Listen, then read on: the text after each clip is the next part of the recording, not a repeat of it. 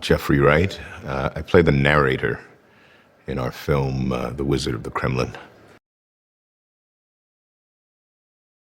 Well, not surprisingly, the narrator narrates. In the book, he's a researcher, academic, who tells his story of traveling to Moscow to research largely the life of Yevgeny Zamyatin, the author of We. And in the course of his visit, he has an opportunity to meet up with a character whom we call Vadim Barnov, who is the titular wizard of the Kremlin. He's, in essence, the narrative architect around the rise of the Tsar, that being Vladimir Putin. And so during the course of this conversation that the narrator and Barnov have, really the story of the book and the film is told. The Wizard of the Kremlin is really a film about the rise of Vladimir Putin. It's told in I think, a reasonably objective way. It's just it's fictionalized, but it pays close attention to the actual history. So it's told in a way that just tracks his journey from mid-level KGB agent at the fall of the Soviet Union to now, this reigning autocrat. And it tells his story through the lens of the man who was his spin doctor, in essence. Again, in our film, his name is Vadim Barnov, based on a man named Vladislav Surkov, who was from St. Petersburg, is from St. Petersburg, as is Vladimir Putin, who came, among other things, from the avant-garde theater in Moscow, worked a number of jobs before entering into politics really as a kind of an ad man, and then became, in the beginning, an ad man for the political aspirations of Putin and those who wanted to place him into power.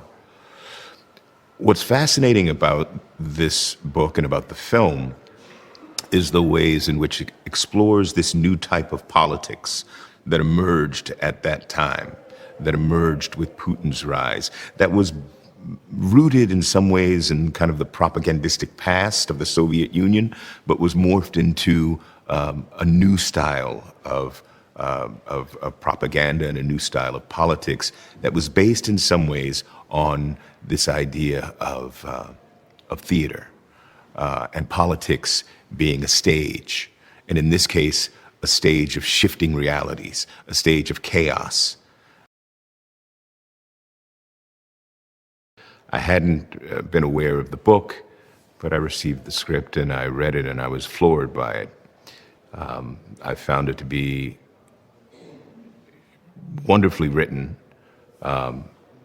very poignant, very timely, and really I thought it provided a useful window on a bit of the Russian national identity and on the ways in which Putin reflects that or doesn't, and the ways in which that reality is reflected and informing of the political reality in America, specifically, but globally. These are issues and events and dynamics that personally I find really intriguing. So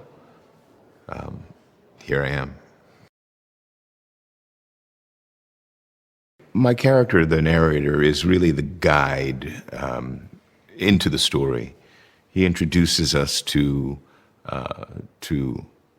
Barnov, and in turn, Barnov introduces us to the rest of the world. But at the same time, the narrator serves as a kind of foil against Barnov's perspective and his certainty. So he helps provide a balance, maybe an ethical and moral balance relative to what the audience is taking in. For me, in preparing for the film, it was really a wonderful exercise. It was just reading the book, which I did after reading the script.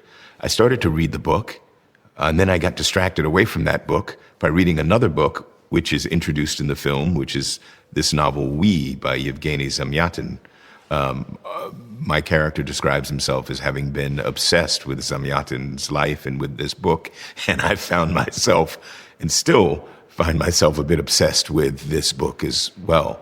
Well, I think, the narrator, as I mentioned, is an academic, so he's a person of curious mind. I think over the course of the film, his curiosity is intensified. I think some of the voids of understanding are filled by his encounter with Baranov. And I think that's all he's looking for.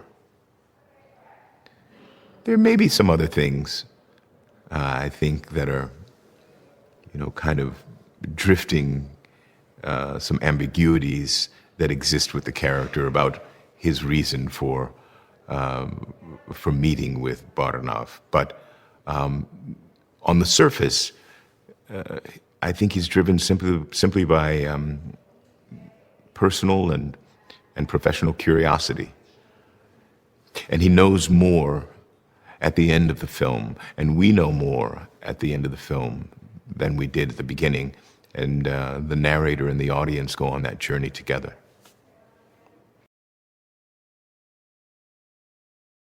I mean, he's obviously super passionate about this story, and also he digs down, much like the narrator, into the fine details of every film that he takes on. He's a super thorough researcher of these subjects, and in this case, this book and the issues around this book, The Wizard of the Kremlin. So it was very clear to me after speaking with him what he desired for the film. And so after researching myself, combing through the script, reading the book, and beyond reading the book and reading Zamyatin's We, I began to kind of dig down back into Russian history and recent Russian history, and then kind of going back into the history of Russian autocracy to get insights into that. And so I tried to kind of match,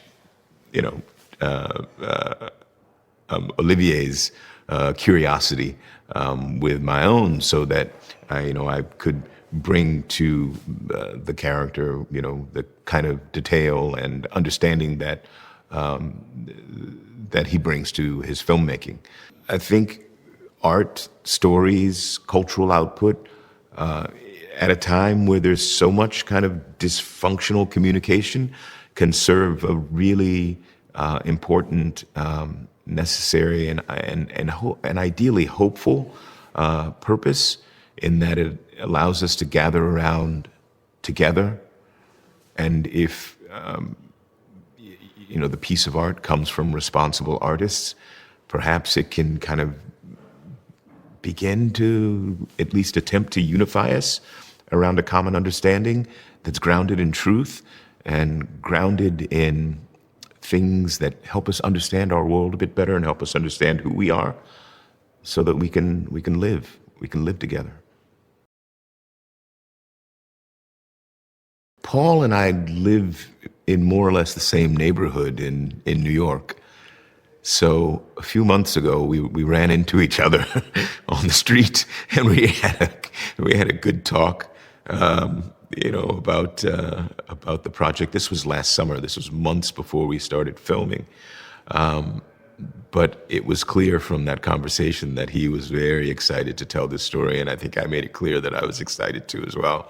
That was really the only conversation we had Of course, we've worked together before. We've worked together on The Batman. We worked together on a play in New York. I've known him for some time. He's a wonderful actor, and I know how, how much he likes to grind down into not just the character, but into the story and the issues that a film that he takes on is built around. So we haven't worked together yet. But I'm looking forward to getting in there and interrogating him. It should be good fun. Alicia and I spoke a little bit about this as well, and she too, just alive with excitement about being here in Latvia and telling the story. I think she's ideal for this character. I mean, she's got all the kind of dynamism and kind of quicksilver elements and power, of the woman that she portrays, and so and everyone involved really. We've got some rich, meaty material to bite into, and so yeah, I'm looking forward to everyone biting. The scene that I'm most looking forward to is not a scene that I'm involved in. There's a scene between Baranov and Prigozhin. There's a Prigozhin character that features in our film.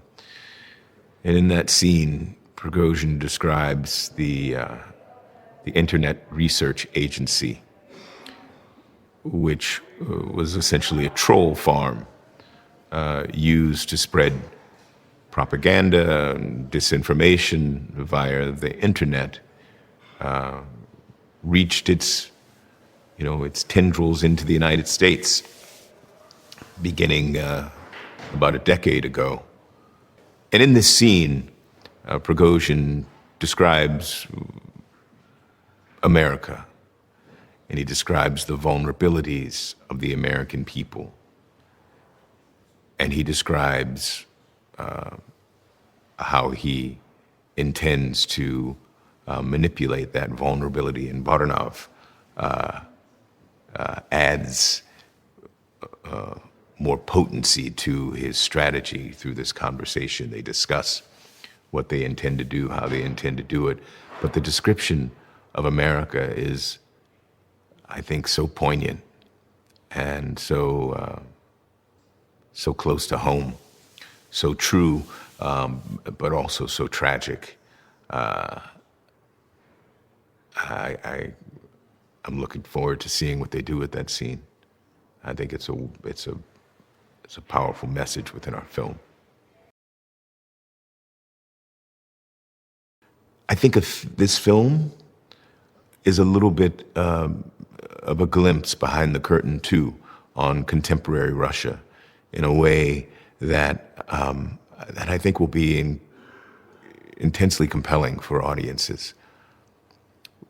We hear of Russia's involvement in the world, its place in the geopolitical landscape. I think we're all, whether we admit it or not, curious about the reality of that. And so I hope the film will kind of trigger that curiosity, satisfy some aspect of it, and ideally encourage people to become more aware and maybe better educated on things that were previously mysterious. I'm really pleased to be here working on this, particularly at this time, because I think the film is one that should be seen right now. I would say the film is intriguing. It's surprising. It's relevant. maybe a little terrifying, and it is now.